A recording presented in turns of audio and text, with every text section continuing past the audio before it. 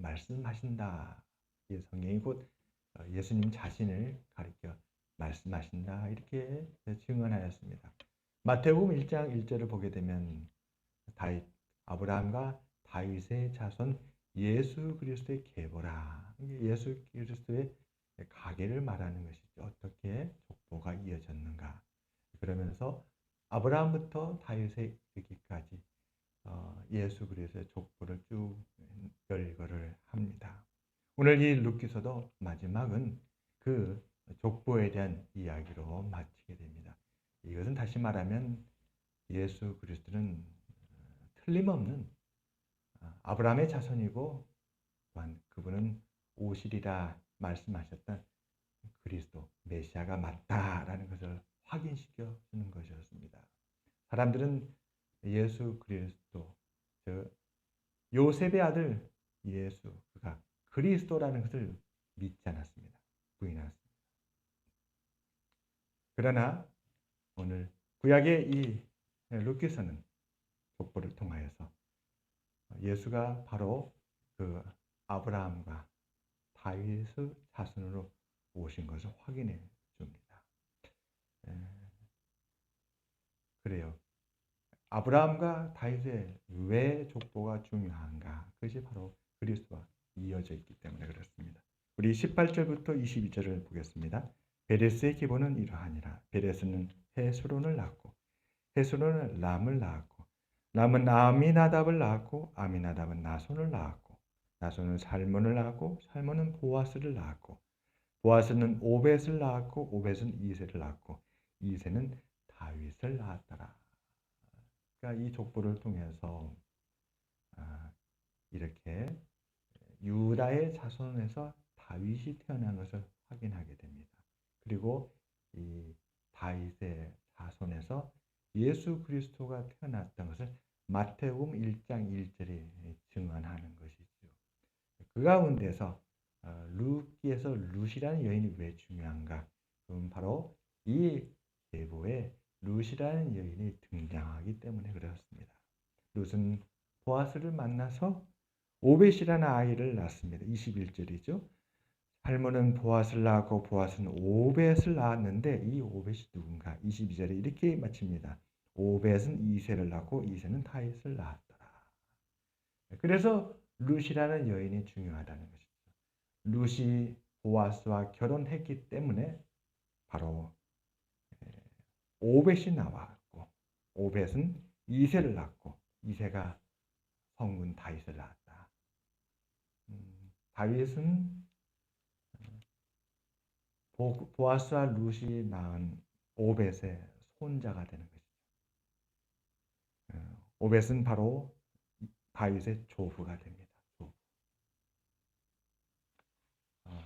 룻기서 전체를 우리가 살펴보게 되면 어떻게 해서 룻이라는 여인이 이 위대한 인류의 구원을 가져다 준 예수 그리스도 그 믿음의 가게에 등장하게 됐는가? 그 이야기가 룻기서에 기록되어 있습니다. 놀랍게도 그 여인은 원래 모압 이방 여인이었죠. 모압 이방 여인이었는데 베들레헴에서 이사온 엘리멜렉과 나오미 집에 며느리가 되었습니다. 그리고 10년쯤 지나서 이 나오미 이 가정 엘리멜렉 가정에 불행이 찾아왔죠. 시아버지와 남편과 시동생 그 가정에 남자들이 다 세상을 떠나게 된 것이었습니다. 남자들이 다 세상을 떠난 것은 그 가정의 불행이었습니다. 이 불행은 이 룻이라는 여인에게 아주 중요한 전환점이 되었습니다. 룻은 이제 모압으로 돌아갈 것인지 아니면 시어머니 나오미를 따라갈 것인지 선택의 기로에 있었습니다. 여러분 우리들도 중요한 선택의 순간을 맞이하면서 살아가지 않습니까?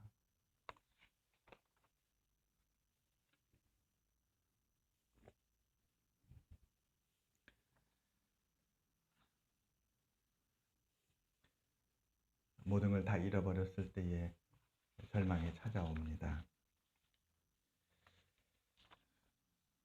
오늘 이 룻기서를 보게 되면 모든 것을 잃은 것 같아도 하나님을 얻으면 모든 것을 얻는다라는 것을 결론을 통해서 보게 됩니다. 하나님께서 새 일을 행하시고 하나님의 은혜와 축복에 우리가 이르게 됩니다. 어떻게 이런 일이 가능할까? 룻이라는 여인도 남편이 세상을 떠나고 그의 시어머니 나오미도 그의 남편 엘리멜렉이 세상을 떠났습니다. 그 가정에 있는 남자가 다 세상을 떠나서 모든 것을 잃어버리는 상황이 되었습니다. 더군다나 이제 나오미가 고향 땅 베들레헴으로 돌아가려 하면서 두 며느리 모압 여인 두 며느리에게 고향으로 돌아가라고 합니다. 자기 혼자 베들레헴으로 가겠다고 해요. 그때에 오직 룻만 두 며느리 가운데 룻만 나오미를 쫓아서 베들레헴으로 돌아가게 됩니다. 결국은 다 떠내고 두 사람만 남은 거죠. 다 떠나고 두 사람만 남았습니다. 예수님도 십자가에 못 박힐 때에 제자들이 다 떠났습니다. 십자가에 홀로 못 박히셨습니다. 그러나 이렇게 하나님을 바라보고 소망하며 나았던 그 길에서 하나님은 이 룻이라는 여인에게 새 일을 행하여 주었던 것이었습니다. 가진 것이 아무것도 없고 오늘 양식을 걱정해야 될 그 시어머니 나오미를 위해서 밭에 나가서 혹시 양식을 얻는데 하나님은 그 발걸음을 보아스의 밭으로 인도해 주셨습니다. 그리고 그 보아스라는 남자를 만나게 되는데 놀랍게도 이 보아스는 룻의 운명을 진 남자였던 것이었습니다. 엘리멜렉이 원래 유대 베들레헴 사람이죠.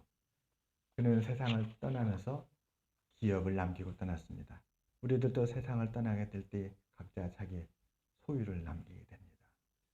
부모님은 떠날 때 집을 남기기도 하고 또 토지를 남기기도 하고 논과 밭을 남기기도 하고 또 예금을 남기기도 하고 가진 소유를 남기게 됩니다. 살아생전에 가지고 있었던 그 재산을 우리는 가리켜서 기업이라고 말하죠. 엘리멜렉에게도 그러한 기업이 베들레헴에 있었던 것이었습니다.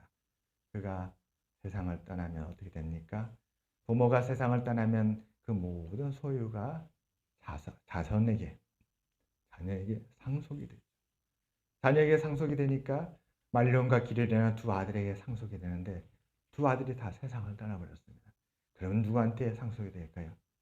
며느리한테 상속이 됩니다. 며느리가 둘이었는데 두 며느리 가운데 한 며느리는 모압으로 돌아갔습니다. 그러므로 누구한테 모든 기업이 상속이 될까요? 룻이라는 여인에게 상속이 되는 것이었습니다. 그런데 룻에게는 남편이 없었습니다. 모압에서 온 모압 여인이라 어떤 유대 베들레헴 사람이 룻과 결혼을 하려 할까요?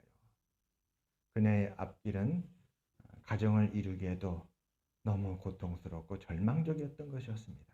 그런데 놀랍게도 하나님은 이 앞이 보이지 아니하는 절망적인 이 여인 룻에게 보아스를 만나게 해주셨던 것이었습니다. 보아스의 밭에서 보아스를 만났는데 보아스는 이 룻을 지극히 사랑하고 돌봐주고 섬겨주었습니다. 시어머니 나오미를 봉양하기 위해서 이렇게 베들레헴으로 따라오고 하나님의 백성이 되고자 결심하고 믿음의 길을 선택하여 온 그 룻에 대한 소문을 보아스가 듣고 룻을 깊이 사랑했던 것이었습니다. 그리고 룻을 위해서 사랑을 아끼지 않고 베풀어 줍니다. 이 모든 이야기를 들었던 시어머니 나오미는 지혜를 베풀지요. 내 며느리 룻아, 너가 나를 이렇게 봉양했는데 나도 너의 앞길을 위해서 지혜를 베풀겠다. 수확이 다 끝나면 이제 타작마당에서 분명 저 보아스가 잠을 잘 텐데 너는 사람들이 다 떠나고 나서 아무도 안 볼 때에 그 보아스의 발치에 이불을 들고 거기에 누워서 자거라. 그러면 새벽에 보아스가 깰 텐데 그때 보아스에게 청혼을 하거라. 만일 보아스가 청혼을 받아들이면 너의 앞길을 보아스가 열어줄 것이다. 이 모든 일에 하나님께서 너와 함께 하시기를 원한다. 이렇게 축복하며 지혜를 베풉니다. 시어머니 나오미의 말대로 그대로 했는데 놀랍게도 보아스는 룻의 청혼을 받아들이게 되죠. 룻의 청혼을 받고 그리고 백성들을 모으고 특별히 마을의 장로들을 불러서 이제 나오미의 남편 룻의 시아버지 엘리멜렉이 이 베들레헴 땅에서 소유했던 그 기업이 아직 남아 있는데 그 기업에 대해서 이제 룻이 그 기업에 상속 권리가 있는 룻인데 보아스가 룻과 결혼을 함으로 말미암아서 그 룻을 통해 룻의 시아버지 엘리멜렉이 남긴 모든 기업에 대해서 룻이 그 모든 재산을 상속하고 그 기업을 물려받을 것을 확약하고 그 모든 것을 계약하는 그 날을 맞이하게 된 것이었습니다. 먼저 우선순위가 있는 기업 물을 자를 불러서 그에게 물었죠. 우리 집안의 서열로 보면 당신이 나보다 먼저 권리가 있으니 당신이 선택하라. 그 사람은 선택하지 않았습니다. 선택을 하게 되면 자기 기업에 손해가 있을 걸 생각하고 룻을 아내로 받아들이지 않았습니다. 왜 받아들이지 않는가 하면 룻을 아내로 받아들이게 되면 아내이기 때문에 그 룻의 모든 것을 책임져야 되는 것입니다. 그러니까 룻에게 속한 모든 것을 책임지고 룻을 위하여서 그의 재산을 다 그와 룻과 함께 공유하면서 룻을 위하여서 살아야 하기 때문에 그것은 그의 기업에 손해가 된다 해서 거절합니다. 처음에는 물으려고 했어요. 왜냐하면 엘리멜렉 소유의 기업이 자기 쪽으로 오기 때문에 그러면 자기의 기업의 지경이 넓어져서 자기의 기업이 더 커지기 때문에 크게 유익이 되고 큰 자산이 될 거라 생각을 하고 기업을 물으려고 했습니다. 말하자면 오늘날과 같은 합병이죠, 합병. 그런데 그 합병만 있는 것이 아니라 룻을 아내로 맞이했을 때에 룻을 돌보고 룻에게 모든 것을 헌신해야 된다는 것 때문에 거절을 합니다. 그리고 나자 보아스는 자신이 기업을 물으겠다고 합니다.